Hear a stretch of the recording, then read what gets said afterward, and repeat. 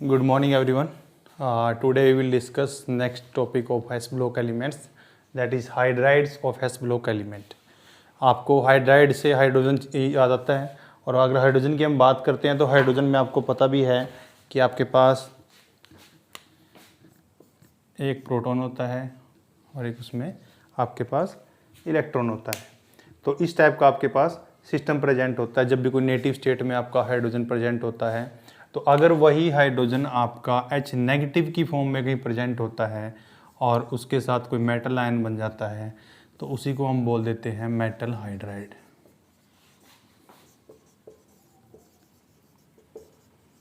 जो metal hydride होता है वो आपके पास मेटल आपका पॉजिटिव रहता है और हाइड्रोजन आपका नेगेटिव रहता है। तो ये आपका मेटल हाइड्राइड होता है। अब मेटल हाइड्राइड अलग अलग टाइप के होते हैं, जैसे इसके अलग अलग 4 टाइप हैं। आयनिक भी है, जिसको आप सोल्ट लाइक हाइड्राइड भी बोल देते हो।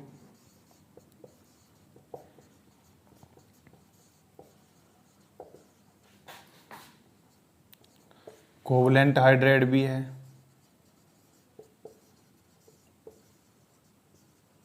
Covalent hydride. थर्ड है बॉर्डर लाइन हाइड्राइड।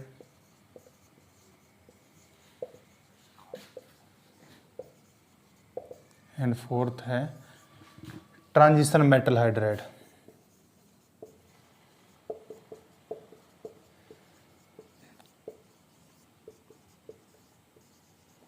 तो किस किस अलग अलग कंपाउंड एलिमेंट के साथ ही अपनी रिएक्शन करता है और हाइड्राइड बनाता है, उसके बेस पे अलग अलग हाइड्राइड है।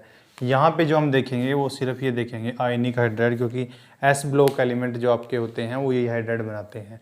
और वो किस टाइप के हैं, अल्कली और अल्कलाइन अर्थ मेटल हैं, वो हम देखते हैं। तो हम डिस्कस करेंगे सिर्फ आयनिक या सोल्ट लाइक स्ट्रक्चर।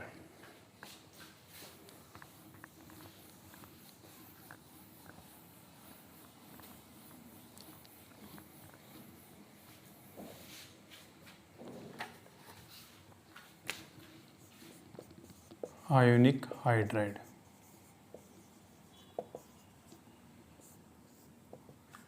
जैसे आपका कोई अल्कली मेटल है, वो इस टाइप से कोई हाइड्राइड बना सकता है।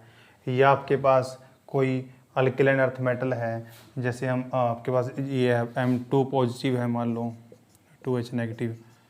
इसमें कौन से एलिमेंट आते हैं आपका लिथियम आ सकता है, सोडियम, पोटेशियम, रुबिडियम, ये सभी जो सीरीज़ के हैं। और इसमें हमारा आता है beryllium, magnesium, calcium and so on. ठीक है, तो ये आपके अल्कली और अल्कलाइन अर्थ मेटल्स होते हैं जो आपके आयोनिक हाइड्राइड बनाते हैं। आयोनिक टाइप ऑफ स्ट्रक्चर ये आपका जनरेट होता है यहाँ से। ठीक है, अब आपका जो भी हाइड्राइड सोर्स कोई भी यहाँ जनरेट होता है, उसको आप एज ए हाइड्राइड सोर्स कहीं भी यूज कर सकते हैं। लिथियम, जैसे आप LH पढ़ते हो, लिथियम एल्यूमिनियम हाइड्राइड, सोडियम बोरो हाइड्राइड। तो इस तरीके से आपका हाइड्राइड सोर्स आपके पास ये जनरेट यहाँ पे हो जाता है। तो इनके कुछ कैरेक्टरिस्टिक प्रॉपर्टीज भी होती हैं जो आपका ये डिफरेंट हाइड्राइड है, इसको डिस्कस कर रहे हैं। तो इसमें सबसे पहला है ये आपके क्रिस्टलाइन सॉलिड है।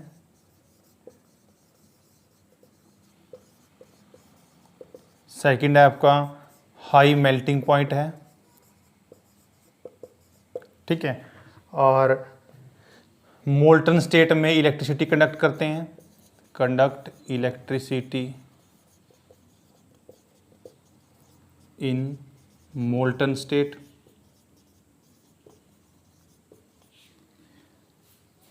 और आपका H2 गैस लिबरेट करते हैं एट अनोड। जब आपकी रिएक्शन इलेक्ट्रोलिसिस की होती है तो वहाँ पे एनोड पे आपकी H2 गैस भी लिबरेट करते हैं विद उसमें उसने मेंशन भी कर रखा है, जब मेटल आप लेते हो इक्विवेलेंट अमाउंट ऑफ पे आप में कोई इक्विवेलेंट लेते हो मेटल का कैथोड पे, तो एनोड पे आपका हाइड्रोजन लिबरेट करता है। ठीक है, तो ये डिफरेंट इसकी प्रॉपर्टीज हो गई है। और ये जो आपके होते हैं मेटल हाइड्राइड, ये आपके इनसोल्यूबल है liquid ammonia and organic solvent. ये सारी प्रॉपर्टीज हैं इसकी। Insoluble in liquid ammonia and organic solvents. ठीक है, तो ये आपके पास क्वेश्चन 2 मार्क्स में आ सकता है कि आप आयनिक हाइड्राइड को एक्सप्लेन कीजिए, या सोल्ट लाइक हाइड्राइड भी इसको बोलते हैं, इनको एक्सप्लेन कर दीजिए, ठीक है। या एस ब्लॉक जो हाइड्राइड आपके बनाते हैं उनको एक्सप्लेन कर सकते हो आप। तो ये आपके पास हाइड्राइड का इन जनरल होता है कि आपके आयनिक हाइड्राइड क्या क्या प्रॉपर्टी है, आप इस तरीके से बता सकते हैं कि ये अल्कली मेटल इस टाइप से बना सकते हैं, अल्कलाइन इस टाइप से बनाएंगे, और ये इसकी प्रॉपर्टीज रहेंगी कि कौन सा सॉलिड है, मेल्टिंग पॉइंट कैसा रहता है, किस टाइप की सॉलिबिलिटी है। तो ये सारी चीज़ें इसके अंदर कवर यहाँ पे हो जाती है। तो ये आपका आयनिक हाइड्राइड का जो मेन पॉइंट है वो यहाँ पे कवर हो जाता है। अब जो इसकी ये आयनिक हाइड्राइड आपके हैं, इसकी जो स्टेबिलिटी है वो कुछ फैक्टर्स पे डिपेंड करती है। आपको पता है जब भी कोई लेटिस बनती है तो हमने आपको पहले भी बताया है कि बोर्न हेबर साइकिल मैंने आपको लास्ट सेमेस्टर में एक्सप्लेन की थी, और इस वीडियो में उसका लिंक भी डाल दूंगा कि आपको जो स्टेबिलिटी है वो किन किन फैक्टर्स पे डिपेंड कर रही है। स्टेबिलिटी ऑफ आयनिक हाइड्राइड्स, कि आपकी स्टेबिलिटी किन किन फैक्टर पे डिपेंड करती है। अब देखिए इसमें आपका जो हमने बोर्न हेबर साइकिल बनाया था उसमें हमने सारे फैक्टर इसके इंक्लूड किए थे। मैं डायरेक्ट उसका फॉर्मूला लिख रहा हूँ। उसमें जो हीट ऑफ फॉर्मेशन थी इस लेटिस की वो आपकी डिपेंड करती थी सब्लिमेशन के ऊपर, डिसोसिएशन एनर्जी के ऊपर, आपकी इलेक्ट्रॉन एफिनिटी के ऊपर, आयनाइजेशन पोटेंशियल के ऊपर, और एट लास्ट आपकी लेटिस एनर्जी के ऊपर। तो ये सब फैक्टर थे जिनके ऊपर वो डिपेंड करती थी। अब इन फैक्टर्स में से जो आपकी हीट ऑफ फॉर्मेशन है इस रिएक्शन की अगर हम देखते हैं, वो आपकी आयनिक हाइड्राइड की हीट ऑफ फॉर्मेशन है, जो फॉर्मेशन ऑफ आयनिक हाइड्राइड, वो एक्सोथर्मिक रिएक्शन है। अब एक्सोथर्मिक रिएक्शन कौन सी होती है? जिनमें हीट इवोल्व होती है, ठीक है। इनमें आपकी हीट इवोल्व होती है। और इस पूरे फैक्टर में भी ये और ये दो फैक्टर ऐसे हैं, दो आपके इलेक्ट्रॉन एफिनिटी और आपकी जो लेटिस एनर्जी है, ये दोनों फैक्टर ऐसे हैं जो आपकी हीट रिलीज करते हैं, जिनमें आपकी हीट रिलीज होती है। बाकी आपकी सब्लिमेशन हो गया, डिसोसिएशन एनर्जी हो गया, आयनाइजेशन पोटेंशियल होगी, इन सब में आप हीट देते हो तो हीट का एब्जॉर्प्शन होता है इनमें, ठीक है। और सिर्फ इन दो फैक्टर में आपका हीट रिलीज होती है। तो इस लेटिस के अंदर आपका ओवरऑल जो फॉर्मेशन ऑफ आयनिक हाइड्राइड रहता है वो एक एक्सोथर्मिक प्रोसेस रहता है, ठीक है। अब ये जो फैक्टर कहाँ से आए ये सारे आपको पता है, मैं 1 बाय 1 लिख देता हूँ। ये तो है आपकी हीट ऑफ फॉर्मेशन,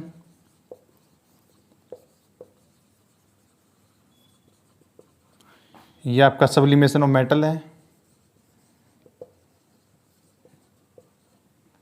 ये आपकी बॉन्ड डिसोसिएशन एनर्जी है,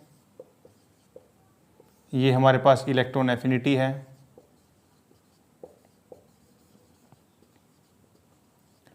और ये आयनाइजेशन पोटेंशियल है,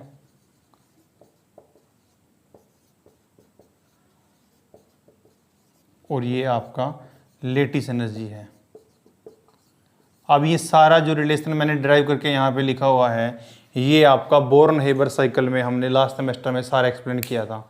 मैं आपको इसका लिंक शेयर कर दूंगा इसी वीडियो के डाउन में, आप देख लेना, डिस्क्रिप्शन में आपको लिंक मिलेगा, तो वहाँ से आप जा करके बोर्न हेबर साइकिल देख सकते हो, ठीक है। मैं यहाँ पे उसको डिस्क्राइब नहीं कर रहा हूँ। तो ये सारे फैक्टर्स हैं जो आपके आयनिक हाइड्राइड जो एक बनता है लेटिस, उसका वो इन चीज़ों पे डिपेंड करता है। और ओवरऑल हीट ऑफ फॉर्मेशन इसकी आपकी एक्सोथर्मिक एक प्रोसेस है टोटल, और उसमें ये दो फैक्टर हैं जो हीट रिलीज करते हैं, बाकी सभी फैक्टर आपकी हीट एब्जॉर्ब करते हैं। इसमें लेटिस एनर्जी बहुत ज़्यादा है, इसका अमाउंट बहुत ज़्यादा है, इसलिए ओवरऑल आपका प्रोसेस एक्सोथर्मिक रिएक्शन ही रहती है, ठीक है। तो ये आपका आयनिक हाइड्राइड के बारे में जो मेन पॉइंट्स है वो सारे हो गए हैं कि आप किस किस चीज़ों के बेसिस पे इसको बता सकते हैं, और कौन को इसमें बोर्न हेबर साइकिल का क्या रोल है, क्या आपकी लेटिस एनर्जी एक्सप्लेनेशन रहती है, ठीक है। तो ये हमारे पास हो गया। उसके बाद इसी में है कि आपका जब ये हाइड्राइड होते हैं, जब ये डिफरेंट कंपाउंड से रिएक्शन करते हैं तो किस टाइप के प्रोडक्ट देते हैं आपको। और उससे भी मोर ओवर जो आपका इम्पोर्टेंट है इसमें कि आपके जो हाइड्राइड हैं उनके खुद के स्ट्रक्चर कैसे होते हैं। जैसे मेरे पास अल्कली मेटल का कोई हाइड्राइड है, जैसे लिथियम हाइड्राइड, इसका वाटर से रिएक्शन जब हम कराते हैं तो ये आपके पास लिथियम हाइड्रोक्साइड बना लेगा, और साथ में हाइड्रोजन गैस लिबरेट हो जाएगी। ठीक है, तो इस टाइप से डिफरेंट आपके लिथियम का है, बेरिलियम का भी रिएक्शन करता है। जैसे उसने आपके पास जो रिएक्शन गिवन है, मान लो कैल्शियम का कोई हाइड्राइड है, उसका जब वाटर से रिएक्शन कराते हैं तो आपके पास बनता है हाइड्रोक्साइड और 2H2। ठीक है, तो हाइड्रोजन गैस लिबरेट होती है। तो इस तरीके से आपके पास जो हाइड्रोजन गैस लिबरेट हो रही है ये इन दोनों प्रोसेस में, तो आपके हाइड्राइड जब वाटर से इनकी हाइड्रोलिसिस होती है तो इस टाइप की रिएक्शन आपके पास देते हैं। अब इसी में आपके पास मेंशन है कि जो आपके बहुत सारे हाइड्राइड हैं उनके कुछ के स्ट्रक्चर्स हैं जो आपके जो डिफरेंट, जैसे इसने एग्जांपल लिया है बेरिलियम का हाइड्राइड, इसका स्ट्रक्चर पॉलीमेरिक है। ठीक है, अब पॉलीमेरिक कैसे है, जैसे ये बेरिलियम है हाइड्रोजन, अब यहाँ पे दूसरा कोई बेरिलियम होगा उसका हाइड्रोजन है, नेक्स्ट कोई बेरिलियम है उसका हाइड्रोजन होगा। ठीक है, तो ये आपस में ये वाले इनके साथ भी रिएक्शन ये इस टाइप से बॉन्ड बना के रखते हैं। तो ये आपके पास जो ये बॉन्ड है ये वाला, ये बनाना बॉन्ड की तरह है, इसलिए इसको बनाना बॉन्ड बोलते हैं। सिमिलरली आपका नीचे की तरफ है। ठीक है, तो इसको बोलते हैं 3 सेंटर, क्योंकि 3 सेंटर है इसमें, 2 इलेक्ट्रॉन इन्वॉल्व है सिर्फ, 3 सेंटर 2 इलेक्ट्रॉन बॉन्ड या बनाना बॉन्ड। तो आपके जो बेरिलियम हाइड्राइड जो अल्कलीन अर्थ मेटल के हाइड्राइड हैं वो यूजुअली इस टाइप का स्ट्रक्चर आपके पास अडोप्ट कर लेते हैं। ठीक है, तो एक पॉलीमेरिक स्ट्रक्चर है ये, तो ये भी आपका हाइड्राइड हो गया। तो ये अल्कली और अल्कलाइन अर्थ मेटल के हाइड्राइड आपके हो गए हैं। अब इसी में एक टॉपिक और आपका नेक्स्ट रहता है, वो है सोल्वेशन। अब जब सोल्वेशन आप दिमाग में आता है तो आपके दिमाग में आता है सोलवेंट। ठीक है, जैसे आप हाइड्रोलिसिस लेते हो तो वाटर आपके माइंड में आता है कि वाटर है यहाँ पे। अब सोल्वेशन क्या होता है,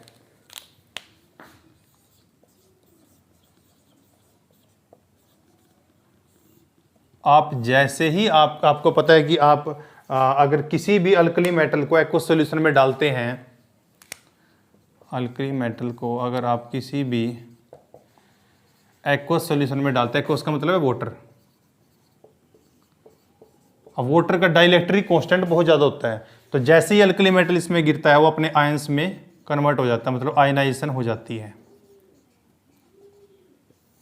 ठीक है, जब आयनाइजेशन हो जाती है तो उसके बाद आयंस क्या करते हैं आपका, मैंने अभी आपको प्रॉपर्टी में बताया था कि मोल्टन स्टेट में जब ये डिजोल्व करते हैं सॉल्यूशन में तो उसमें आकर के ये इलेक्ट्रिसिटी कंडक्ट करते हैं। ठीक है, तो इनकी ये प्रॉपर्टी है। तो कहता है जब आपके पास किसी भी एक्वस मीडियम के अंदर ये मेटल गिरते हैं तो उसके बाद क्या होता है, आपके ये मेटल्स, इनके जो आयंस हैं मेटल के, वो मूव करना शुरू कर देते हैं। और भी मेटल आयन होंगे, ठीक है, तो मूव करना शुरू करेंगे, जिसकी वजह से आपके पास कंडक्टिविटी आ जाती है मीडियम के अंदर।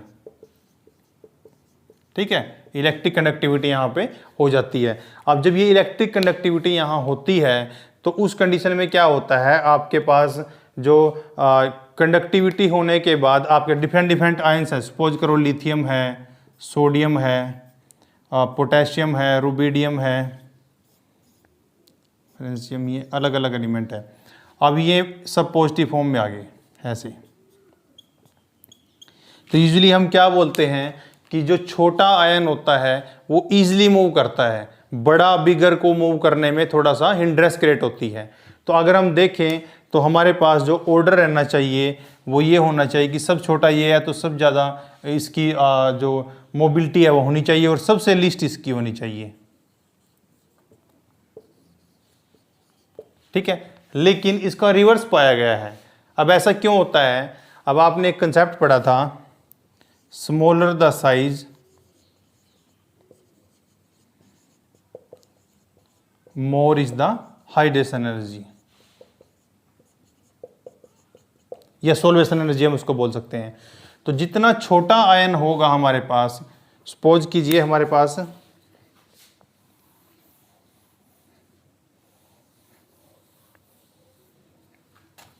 यहाँ पे लिथियम आयन है जिसका साइज छोटा है, उसके अराउंड उतने ही ज़्यादा आपके सोलवेंट के मॉलिक्यूल, सपोज करो मैं वाटर का एग्जांपल ले रहा हूँ वाटर का, तो वाटर में आपके अलग अलग वाटर के मॉलिक्यूल उसके अराउंड हो जाएंगे। तो जितना छोटा आयन होगा उसके अराउंड उतने ही ज़्यादा वाटर के मॉलिक्यूल सोलवेट हो जाएंगे, और उन सोलवेट होने से इसका साइज बहुत बड़ा हो जाएगा। तो अगर इसका साइज सोलवेटेड मॉलिक्यूल का साइज बड़ा हो गया है, अब ये सोलवेटेड आयन हो गया है, तो इसमें जितना छोटा साइज का था उतना ही सोलवेटेड आयन का साइज लार्ज हो गया है। अब इसको मूव करना है, अगर ये मूव करेगा तो डेफिनेटली इसको हिंड्रेंस क्रिएट होगी और इसकी मोबिलिटी लेस हो जाएगी। और सबसे लास्ट का जो एलिमेंट नीचे की तरफ जाते हैं फ्रेंजियम, उसका साइज बहुत बड़ा है, उसका साइज बड़ा है तो उसके अराउंड जो आपके सोलवेंट मॉलिक्यूल हैं उनका उसके अराउंड आके सोलवेंट के कॉम्प्लेक्स बनाने का, सोलवेटेड आयन बनाने का जो प्रोबेबिलिटी है वो कम हो जाएगी, कम बनाएगा। अगर ऐसा होगा तो उस कंडीशन के अंदर आपके उसका साइज छोटा होगा, और उसका साइज छोटा होगा तो इजीली मूव कर पाएगा। ठीक है, तो इसीलिए आपके मोल्टन स्टेट के अंदर जब हम मोबिलिटी की बात करते हैं तो फ्रेंशियम की सबसे ज़्यादा होती है, फिर सीजियम की, फिर आपकी रुबिडियम, फिर आपका potassium, sodium and at last lithium.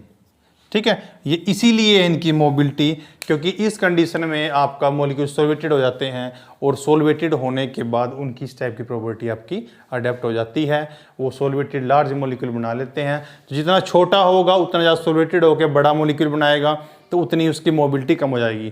तो इसीलिए जो इलेक्ट्रिक कंडक्टेंस होती है उसके अंदर इस टाइप के आयंस की मोबिलिटी कम रहती है, और इलेक्ट्रिक कंडक्टेंस भी उसकी कम होती है। तो ये आपके पास इनकी सोल्वेशन एनर्जी या कॉम्प्लेक्स फॉर्मेशन की जो बात है वो आपके पास यहाँ पे डिस्कस कर चुके हैं कि इनका किस टाइप का आपके पास ट्रेंड रहता है।